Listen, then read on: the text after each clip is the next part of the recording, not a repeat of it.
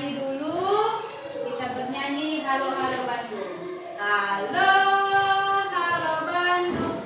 1, 2, ya. Halo Bandung, ibu kota periangan. Halo Bandung, kota kenang-kenangan. Sudah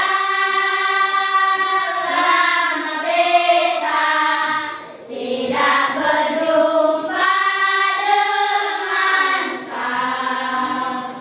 Sekarang telah menjadi lautan api, mari berebut kembali.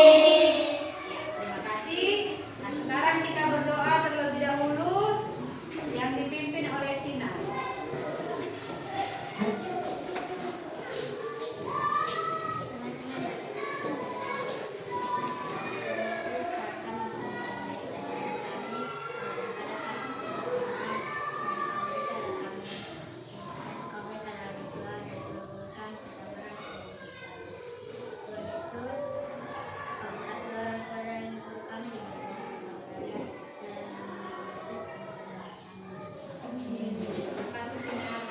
Nah, hari ini kita akan belajar coding dan kecerdasan artifisial.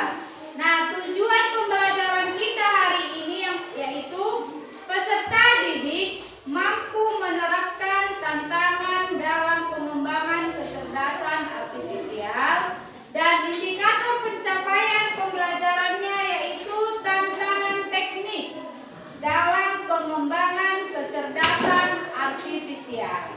Nah, minggu lalu kita sudah belajar tentang pemanfaatan kecerdasan artifisial. Sekarang materi kita tentang tantangan teknis. Tantangan teknis dalam pengembangan kecerdasan artifisial. Nah, dalam pengembangan kecerdasan artifisial ada beberapa tantangannya. Yang pertama itu tantangan teknis, tantangan etika, dan tantangan sosial. Untuk sekarang kita belajar tantangan teknis. Di dalam pengembangan kecerdasan artifisial, dia membutuhkan sebuah data. Pertama itu membutuhkan data. Ibu mau bertanya, di rumah ada handphone? Ada, Bu. Kalau handphonemu di rumah, ada yang menggunakan sidik jari? Ada, Bu. Ya, ada gunakan sidik jari. Kemudian menggunakan apa lagi? Bola. Iya, menggunakan pola. Terus menggunakan pin atau sandi. Satu lagi pakai wajah dia, face, wajah. Nah, itu merupakan salah satu kecerdasan artifisial handphone tadi. Misalnya handphone abangmu atau kakakmu atau punya orang tuamu, dia menggunakan sidik jari untuk membukanya. Apabila kamu menggunakannya pakai sidik jari, bisa? Enggak, Bu. Tidak bisa karena apa, Nak? Iya, karena tidak sesuai, karena jarinya berbeda. Itulah teknisnya. Teknisnya dia menganalisis bahwa jari yang digunakan itu adalah jari orang tuamu, atau jari abangmu, atau jari kakakmu. Apabila jarimu yang kau gunakan, maka tidak berfungsi. Iya, tidak berfungsi, tidak berhasil. Seperti juga dengan kecerdasan artifisial ini pengembangannya. Kalau sistem komputer mengenali suatu benda hanya satu, misalnya buah apel. Buah apel warna apa? Merah, Bu. Ya. Apel yang kita ketahui itu warna Merah. sebenarnya tidak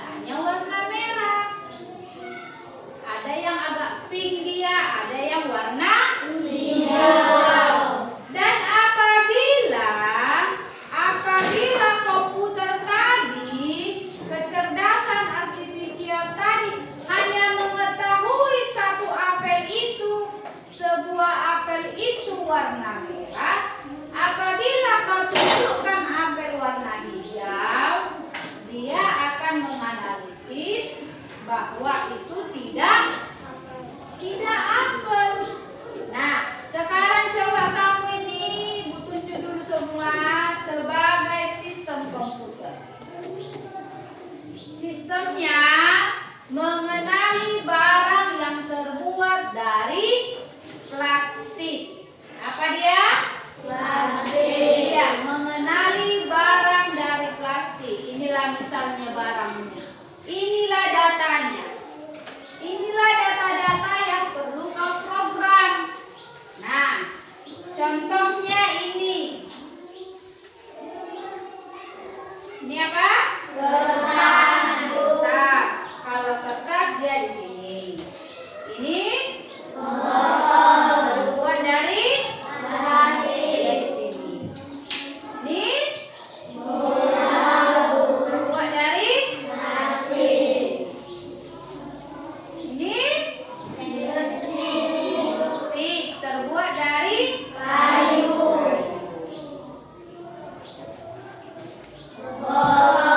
mana letaknya? Sebelah kanan. Ini letaknya Sebelah kanan. kanan. Sebelah kiri. Sebelah kiri. Sebelah kanan. Sebelah kanan. Iya. Dapat perbedaannya? Dapat, Bu. Nah, apabila pertama kamu membuat data, memasukkan data, kamu buat bahwa plastik itu hanya berbentuk bulat seperti bola, maka ini tidak akan termasuk dalam data plastik.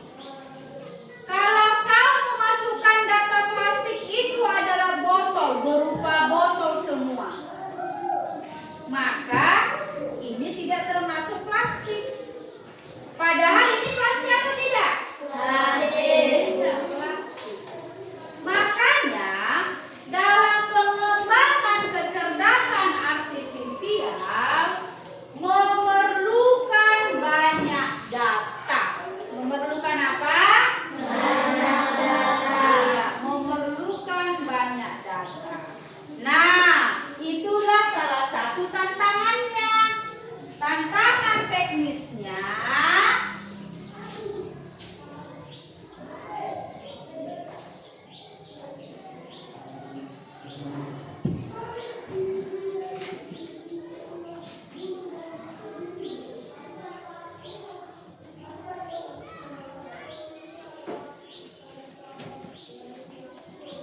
ini dia.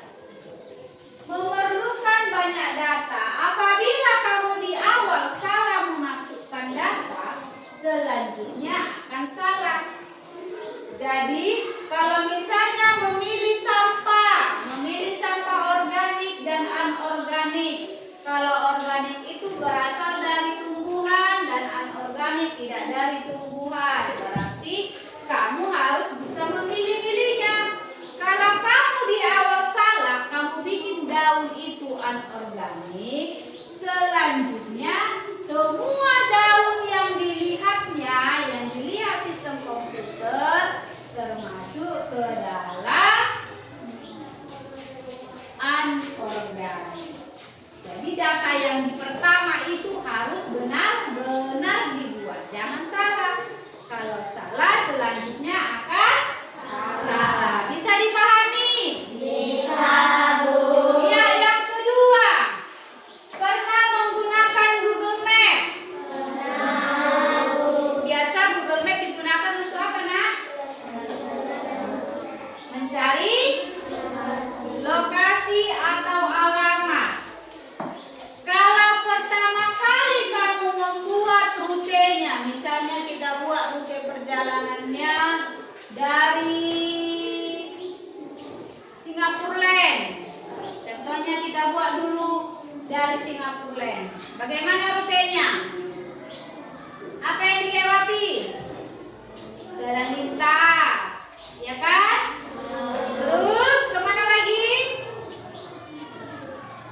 Ke Simpang Sebluru. Simpang Sebluru kemana lagi? Pernah ke Singapura? Iya, Iya, pernah. Ingat perjalanannya, Nak? Dari Singapura Land ke Simpang Sebluru, melewati SMP 1 Meranti. Lewati apa lagi? Melewati Kampung Bunga, melewati Pasar 4, kemudian Pasar 5, kemudian ada Simpang Siantar, belok kanan. Masuklah dia ke Pasar 6. Itu contoh data yang pertama. Ya kan? Itulah contoh pertama. Contoh kedua kita buat. Dari Singapura Land kemana lagi? Lurus sampai kantor bupati.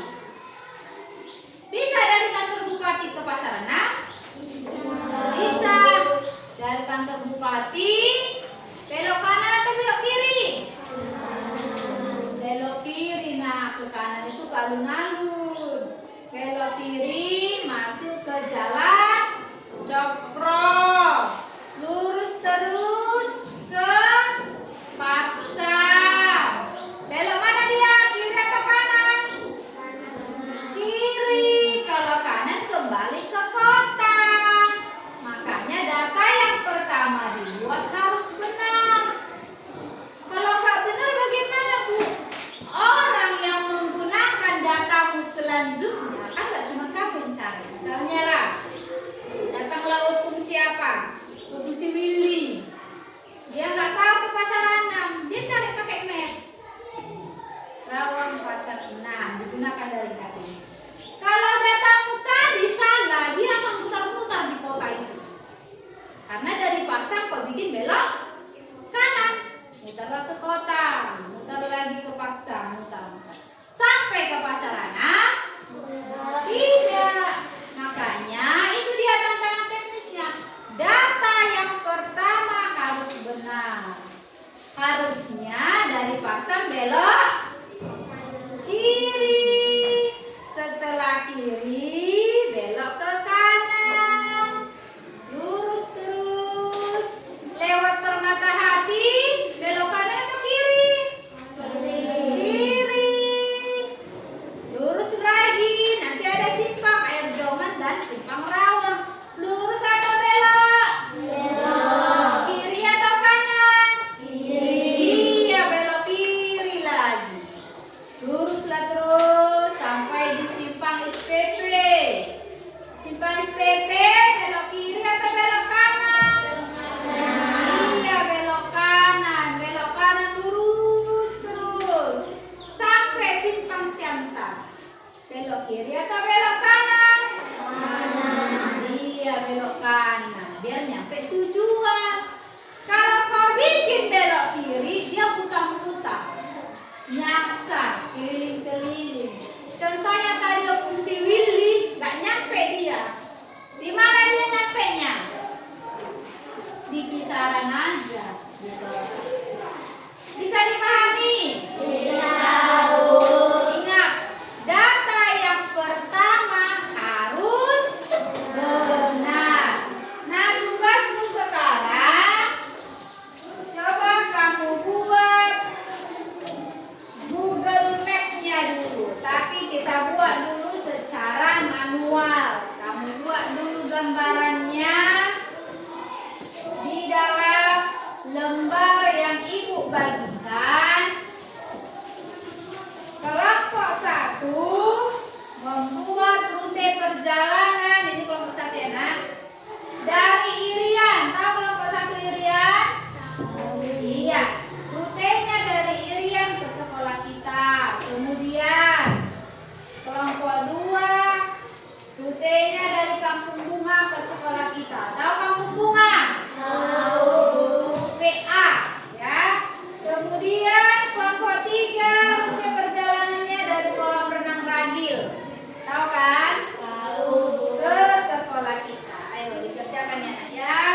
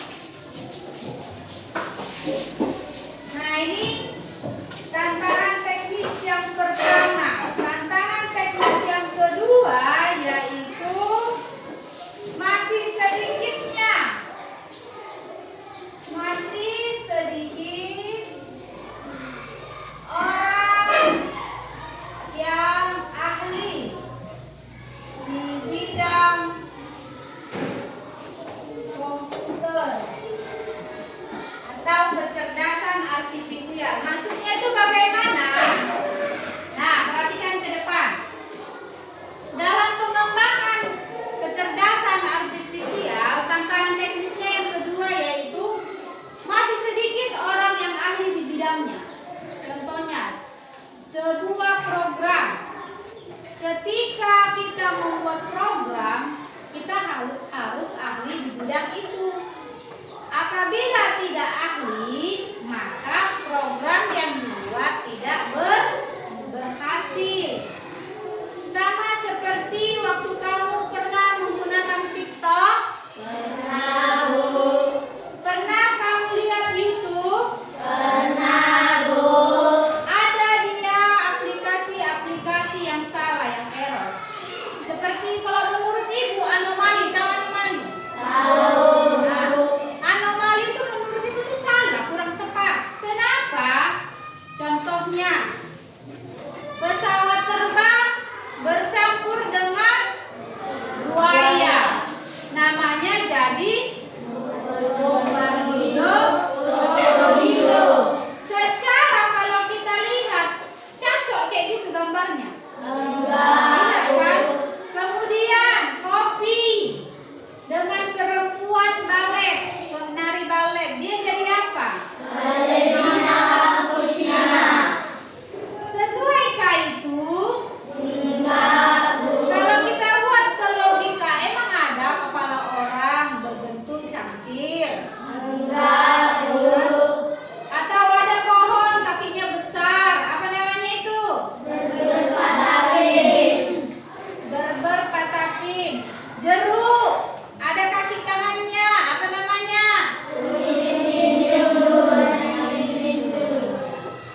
Jadi anak-anak, kalau kalian sudah mengerti, kalau misalnya jeruk itu namanya jeruk, bahasa Inggrisnya orange. Kalau anak-anak melihat itu nak, jadi salah. Kalau ditengok buaya, dia bukan namakan itu buaya lagi. Jadi apa? Bombardido krokodilo. Dia tengok ikan hiu.